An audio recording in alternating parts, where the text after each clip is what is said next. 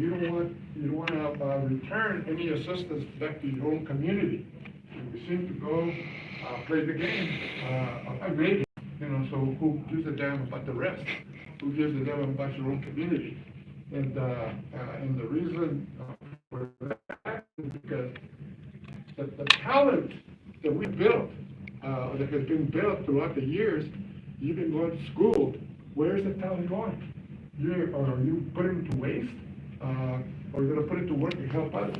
That's what they mean by whiting, or becoming more assimilated. Same thing. Now there's a term that we use here, pluralism. You live pretty much the way who you are. You don't have to change. You don't have to become a problem.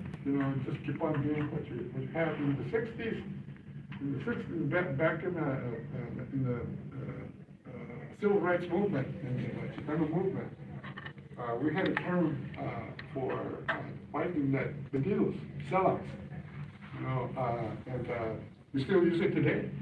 He sold out, and like, is he still working for profit? No, he sold out. And so that's what we mean by that. And those are the fears that always come to our communities.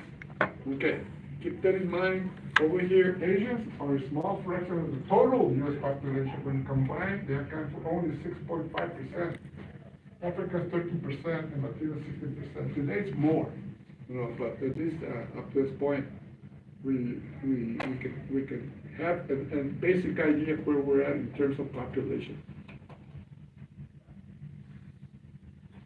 Okay, and then Sociology 107. Japanese American is doing the lowest rate. Japanese American has been the lowest in the last decade. There's another group, Asian Indians, almost quintupled, and nearly all the other Asian groups have doubled or tripled their population. This is mostly because of immigration, not population growth. Okay, projections. This is an idea. I'll probably ask you something there. Asian by 2065, in another 20 years or so, will be up by 40%, more than twice of today.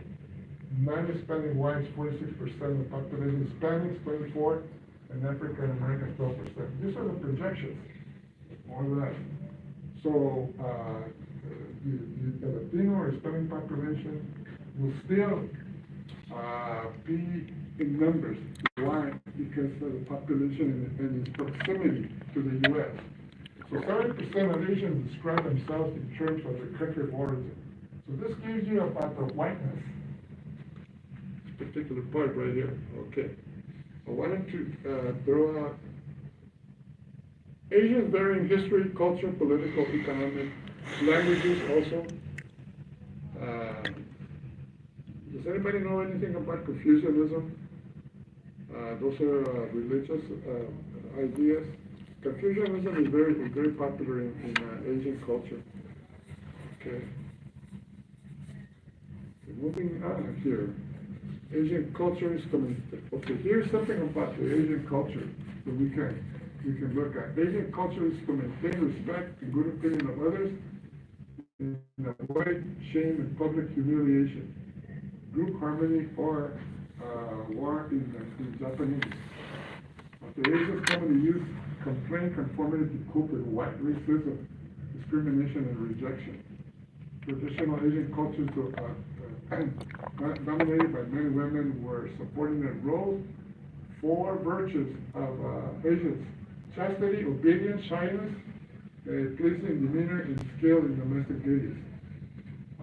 We always talk about, at least I seem to hear from you, saying that Asians are very hardworking people. So we're the ultimate of all this is the model. Why are they considered a model minority? Okay. Or are they the model? Maybe not. Questions. Differences between Asians and other cultures. Which group is more diverse? Why discuss them as a single entity? I want to get down to the nitty-gritty of it. Okay, Chinese known to be thrifty and industrious. Okay, the Noel hypothesis argues that racial or ethnic stratification will resolve when a contact situation has three conditions: ethnocentrism, competition, and differences in power. So, do we see now, let me stop right here. Up until now, do you see what we're talking about? What the author is trying to project to us? You know, can somebody summarize what the author is trying to put across?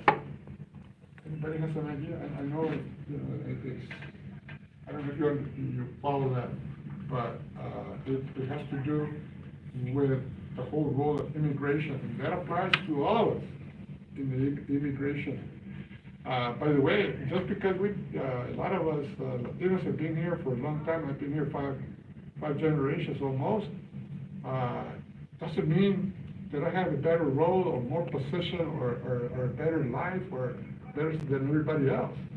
We, no matter how many generations we've been here, we're still being treated as immigrants. I mean, like I came here yesterday, you know, and I just crossed the border, across the Rio Grande River. So we don't escape that. Why is that? So this is applicable to this here. So in terms of assimilation and all of that, where do we put Asians? Anybody has an idea? Anybody has a minor, any idea? No, nothing. So how was your weekend? Anybody can give us an opinion or respond to that? Yeah. I mean, the way that I see it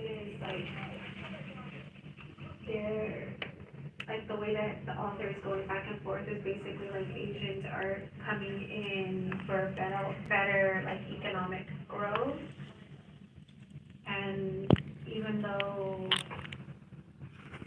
that they're like getting characterized as like, you know, smart, hardworking, all of that, I mean, it's kind of like it's not embedded in you, but it's what is it called? Like it's labeled? Maybe labeled, yeah. I guess it's like expected of you. Stigma? Yeah, like a stigma. Yeah. A stigma like you know, they're labeling you and putting categorizing you as a certain person. Yeah. And all Asians are the way, and they put a stamp on it. Yeah, and it's like they're categorizing like all Asians together, like regardless of what they're like Japanese, Yes. Chinese, Yeah. whatever they may be. See, that would be a comparison with Latinos and African American, because the whole thing is who's doing the categorizing. Mm-hmm. It is a white power structure that's doing that. You have to reach this level. Yeah. You have to do all of the things in order to be a true American and get opportunities. You know, be able to do this and that. Even despite, go ahead. And the thing is that I think that they set these these standards to say, like, if you complete all the way to a doctorate degree, or if you complete this, or if you own this, or if you have this, you're a true American. But when you get there, it's like, no, you're not. Remember, you're not a true American. You're just able to get that because you're Asian, because that's your background. Your background is to be hardworking, to be smart, to be intelligent, but that doesn't make you American. Right. Doesn't make you white. Right. So it's like, I think. That's, you got it on the money. Yeah, I think like we all strive to have like the white picket fence, the degrees, this, or that, to be seen more than what people want to say we are. But it's always like they put the mirror right back on you. Yeah, you might have accomplished all of this, but you didn't accomplish it because you're American. Yeah, you're going to fight. It's like a double-edged sword, I guess. Yeah, you got it. You got the whole Like it's thing. always like fighting. Yes. We don't realize that we're in a competitive world. Mm-hmm. And we're not doing the standards. We're not setting the standards. It's white power structure, it sets the standards. Even in schools, it's the same thing, you know. If you look at the instructors, at least today is somewhat a little different, because now you have Latinos in the classroom. But when I was going to school, you know, to have a Latino in the classroom was a luxury. You know, it just didn't happen. Oh, no, the Latinos are there, you know, they're part. And we used to make fun of that when I was going to school, when I was going to Chaffey College, because all of the gardeners were Mexicans. And every time we came out of the classroom, we'll see them picking up the weeds and all the stuff there, you know, mowing the lawn, and they all knew us, you know, because there weren't that many Mexicanos in college. And then you go to the community, you know, to visit the activities going on, and there they are in the community. You know, hi, I saw you at school, you know. I mean, it's like, it's cool, you know, and then, but it used to hit me in the face and in my head, because I hate to see my own people picking up weeds when right in the middle of the sun, you know, right at noon, and you're happy with that. You're happy doing that. To them, it was a lift, you know, it's an improvement in their jobs. Yeah, it's like providing. Yeah. You're providing. I think everyone's goal is to provide for themselves and their family. Right. And a lot of people try to look down upon it, of saying like, oh, he's just picking up trash, or he's just gardening. But at the end of the day, it's providing for his family. Yeah, well, you do what you have to do. Mm-hmm. But when you see that, it says, man, why are we there? We're the only ones doing that kind of work. Mm-hmm. You know, like agriculture. It has been traditional. All Mexicans are good grape pickers. You know, Cesar Chavez said that, you know, the Mexican families are good at working. We get the label that you were saying. You know, Mexicans are good grape pickers. We get the label from 20, 30, 40 years ago. And that carries with us. That's all we can do. You know, pick grapes, work in the fields. Or no, you know, I mean, you gotta have Mexicans. They're the ones that put food on the table. And we have that label with us, and it's hard to remove that.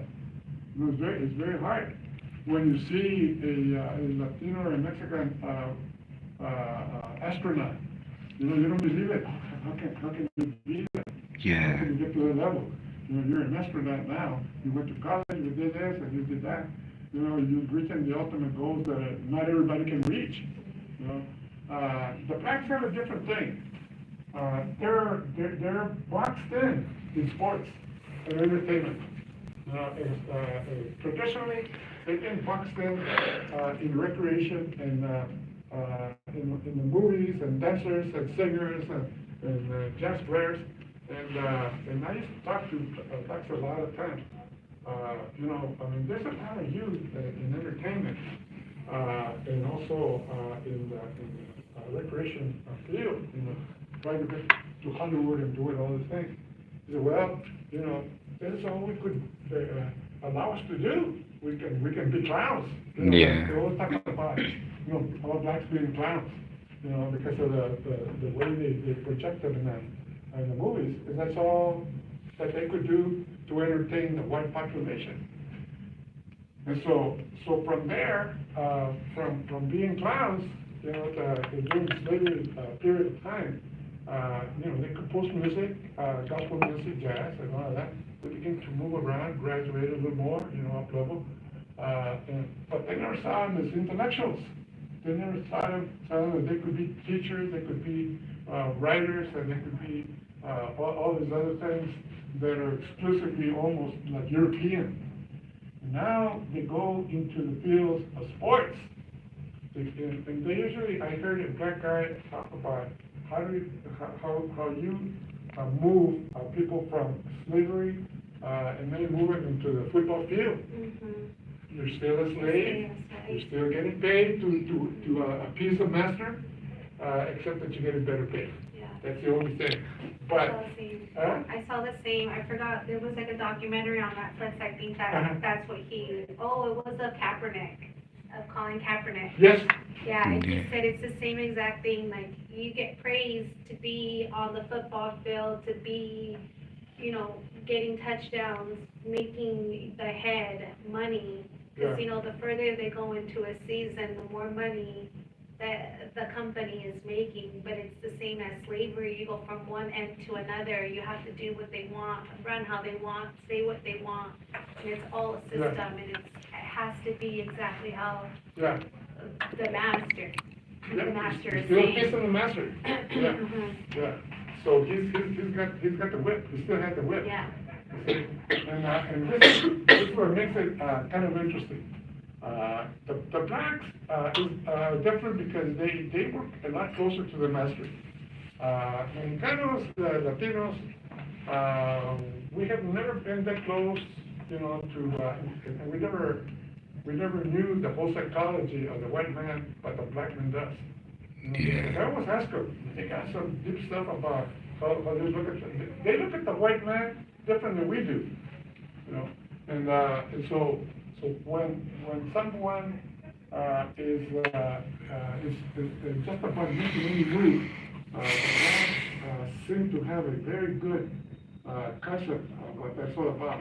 And I have seen blacks really talk to white people differently than they would talk to me, a non-white person. And they would be aggressive with the white. They would yell at them. I guess they wanted to do the same thing they did to them, I don't know. But they would yell at them and use little most aggressiveness, hate. It turns into hate, they carry the hate with them. And so a lot of them feel like, if they're gonna kill a white man, they're gonna do it right. They're gonna release all that hate that they have, all that rage. Yeah, like the built-up anger. Yeah. So the Chinese fall in different categories. So we look at all of these minority groups, and comparing ourselves, because that way you know where you fit. But the Asians fall in different categories. So do we, because we were rulers. We were head of the pack over here in the whole Southwest. And we come from a different civilization. We come from a fantastic Aztec Maya civilization. It was one of the greatest achievements in the world, in history. And so do the Asians. Asians have a long culture, thousands of years of different dynasties. The black population also come from those areas. But since they were put in slavery, they lost everything. So they lost all their power. And they had to relearn, again, all the culture. Swahili, I heard some of these guys first did it. And then, of course, I also, just at LA and also at Cascade Northridge, a lot of Mexicanos wanted to go back to the native roots, and they were learning Nahuatl, because they were speaking well Nahuatl, Aztec language in the classroom. This guy's learning real quick. I don't know how that happened, but they had instructors, they had teachers that were teaching the Nahuatl language, and it surprised the heck out of me how fast they were learning the language. From one day, from one semester to another, two guys were talking to each other. Practicing, it's just like we practice the grammar in English. These guys were practicing the grammar in Nahuatl, a lot of the language. And it was amazing, man, because that's what they wanted to do. It was in their own interest. So anyway, over here, what we have is giving us an idea where they're at in the scale of becoming assimilated. And it seems to me like there's a certain percentage that are becoming very assimilated, and of course the other one is pluralism, because they have their own communities and they have their own culture, and they do very little contact with the white world. Some people in the Mexican population, if you go to the Mexican communities, they've been established there for years, right? And they got their own stores. They got their own compadres there in the neighborhood. They got, lo que nos dan novelas, ¿no? The TV in Spanish. You know, you got Univision, Telemundo, you got about 4 or 5 different stations, and the radios, forget, there's hundreds of them, you know, Spanish radio stations. So they're all clicking into the language, and so the English language has not been a necessity to many of our people. It is the youth that's going in that direction, but it's necessary to learn the language. It's necessary to not only to know your language, but also the English language, because that's the language of power. You know, that's the language of ruling. They're the ones, you know, rule the economics of the world. So 3 languages, right? English, Spanish, and Chinese. Those are the 3 most spoken languages in the world. So, okay. And then we look at in LA, this is something I wasn't too much aware of. The mob of whites attacked and shot in 1871 Chinese, was a Chinese massacre, hanged and killed 19 Chinese to death. There were other attacks in Denver, Seattle, Tacoma, Rock Springs, and Wyoming. So they got a little taste of violence here, you know, and the Asians did. It hasn't been a free-for-all thing. You know, they paid some price for their participation here in this country. Okay, and then we have, again, the Chinese 1882, the Chinese Exclusion Act banning all immigration from China. Now, the thing we got here is that it also affected not only Chinese, but because of the Chinese Exclusion Act, the ban of immigration from China remained effective through World War II, when China was awarded a yearly quota of 105 immigrants a year, not very much, for having formed alliances with the U.S. during the war. So you're being credited, you know, I'm trying to give you a little bit here because you helped us in the war. But the Chinese Exclusion Act also included other groups that were prevented from coming to the U.S., Japanese and Koreans, and other groups. Koreans don't come into this country until after the Korean War, after 1954. And the only Koreans that actually came into this country were Koreans that were middle class and were investors. The country handpicked those people. Also the Vietnamese, not everyone. I mean, if you look today, we don't see Vietnamese. We don't see, well, Chinese, we did see them at one time, but we don't see Vietnamese, we don't see Japanese picking grapes in the fields. You know, going through all those changes. There are people in Vietnam, in China, in Korea that do work, you know, but those are not allowed to come in here. So the ones that came in are the professional people, the investors, guys that were small business. So they got business loans. That's what happened. So the older type of Chinese were young, the older type were young men, sojourners.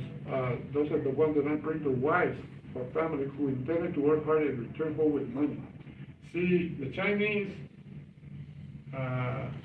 they have a lot of experience. Asians have a lot of experience with other ways of dealing. They're able to. What is it? They're able to charm you real well. They know the process of charming someone. Have you ever done? Anybody of you ever heard or done any business with Vietnamese, with Chinese, with Japanese? Better watch it. Because they're different than we are. They're very wise in terms of business. You know, having money and stuff like that. You know, I like the way they smile at you at times, you know, and the way, you know, they're like actors in a way, you know. We all act, but these guys are special actors because they're able to laugh, and it is, I don't know what it is about Asians laughing and putting on a good show and smiling. You know, like they want you to accept them, and they go through all of these changes. And so Chinese began to move from the rural areas to urban areas and out of San Francisco into other states. Sometimes they had internal social conflicts and they formed groups. Here's the term Wiguan, associations based on the region of China from its immigrants originated. They perform various social and welfare functions. There's another group here, the Tons. These are secret societies in Chinatown that sometimes fought with each other and with that organization for control of resources. And then after World War II, second generation, the Chinese started pulling away from traditional culture. Many joined the military and the other went to school. Those are the ones we see today. Now,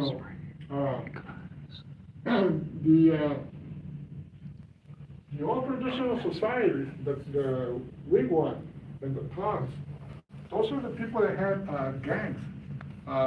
We still have some in Chinatown and also Koreatown.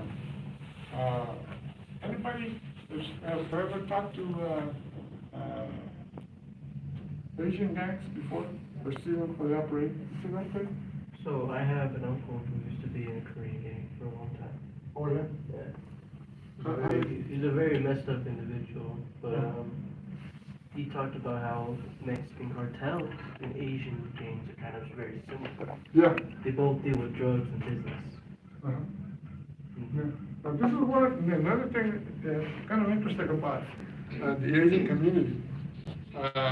They're there for extortion a lot. Cartels, the Mexican cartels, I noticed they've been extorting a lot of people in a different way recently. But the Asians, groups, violent groups, drug dealers and all that, they extort a lot of the stores, the owners of stores.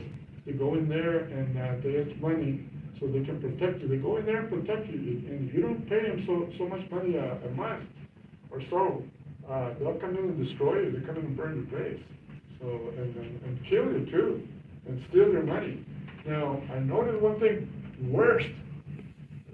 Recently, the cartels. I've never seen that before. Never heard that before in Latin America, especially here in Mexico. The cartels.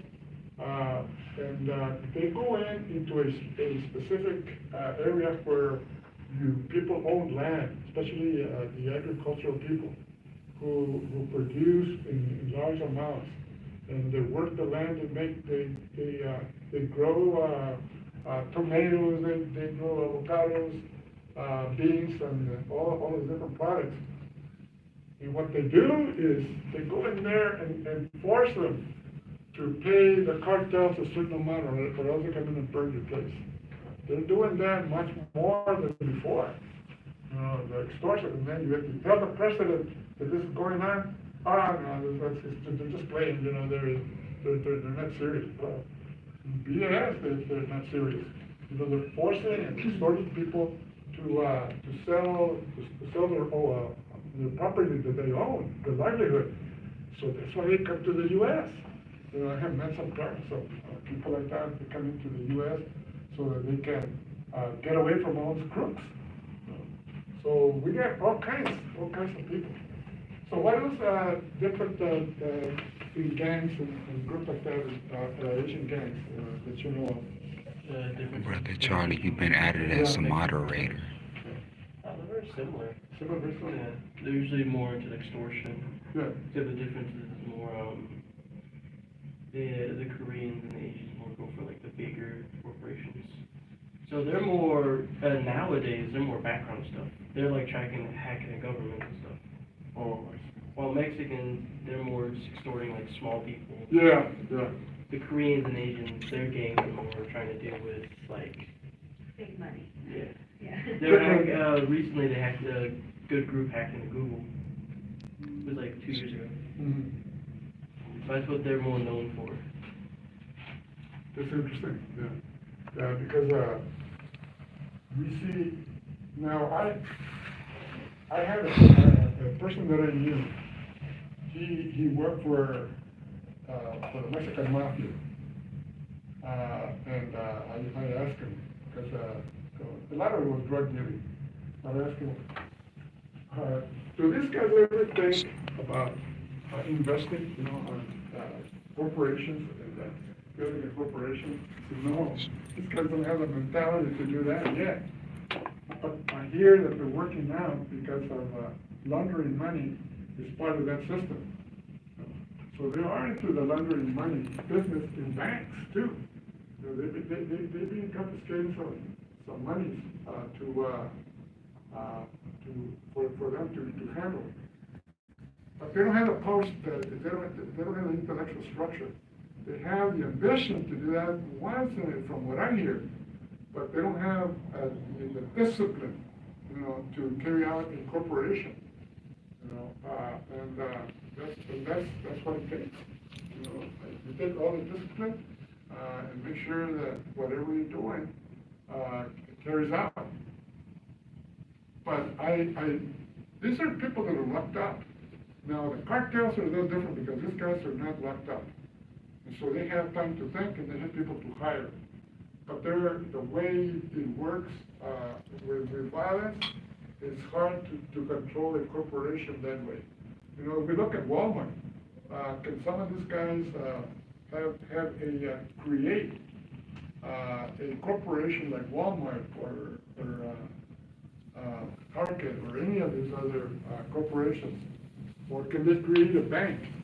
They want to invest in a bank, but they're not going to be able to run a bank because you got to go through the whole system of people where they're the ones that have the power to carry out a bank. And you got to have a permit to run a bank. You got to have all of these services, and you got to have all of these people knowing how to run a bank. So I think we're still at that level. I don't know. That's the impression that I get. I'm not an expert in that field, and I really invented it. Okay. A couple of more things here. Okay, so then of course we see the women also breaking in, Asian women, which wasn't there before. Now, what happens when men and women work? The next generation is not going to have the same discipline as they did. So once either you stay home, take care of the kids, educate the kids, or you go work and let somebody else take care of your kids. So we got to make a decision, and it's a rough decision. When you don't take care of your own kids, what happens there? We've seen that happen already. When somebody has a daycare center is taking care of your kids, or even the next door neighbor, or even your own parents, or even your own family, they take care of your own kids, they're going to raise them differently than you would. That's that.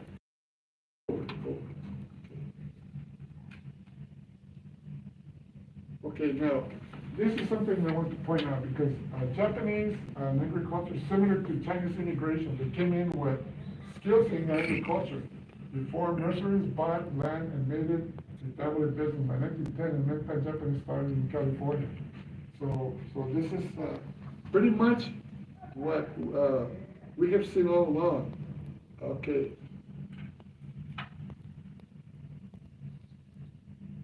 Okay, the Alien Land Act, here, passed by California legislature in 1913, declared Asian immigrants who could not be a citizen were not allowed to own land.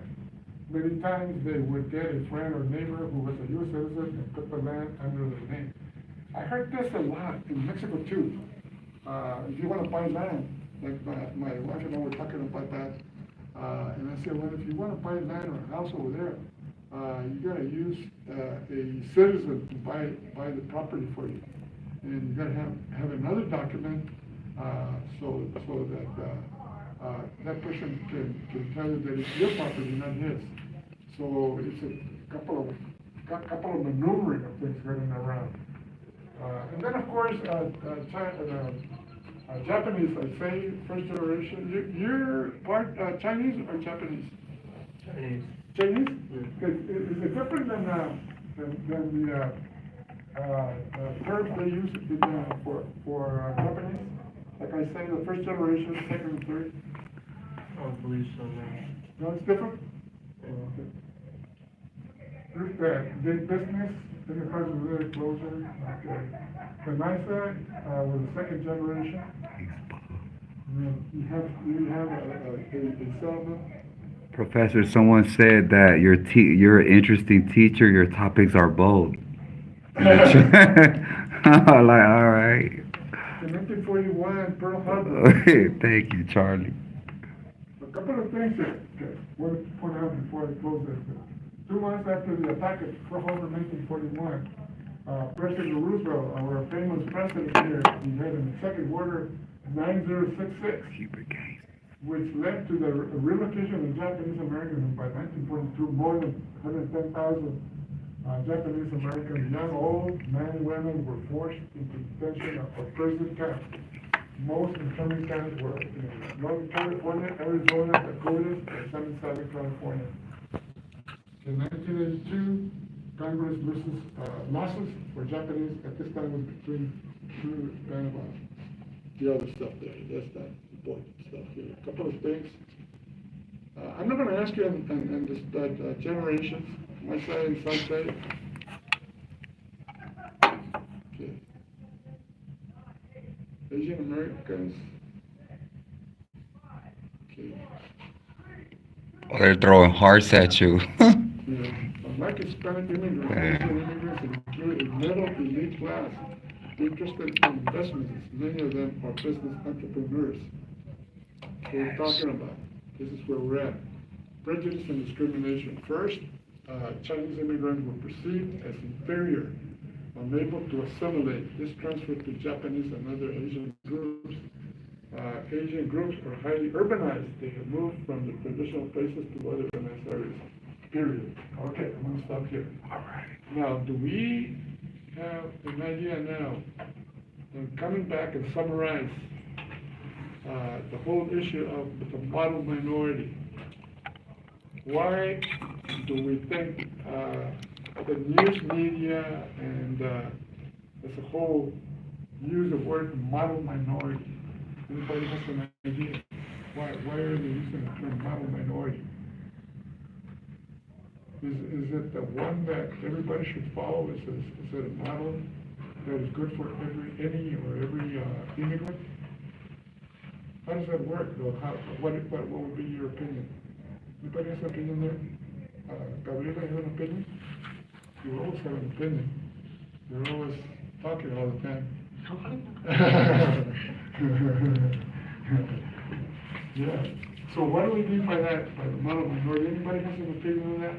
I believe model minority will be to their own perception of whatever it could be the Caucasian American way of seeing a minority, but in reality, they have rich history. They look at it as a minority because that's what they labeling it.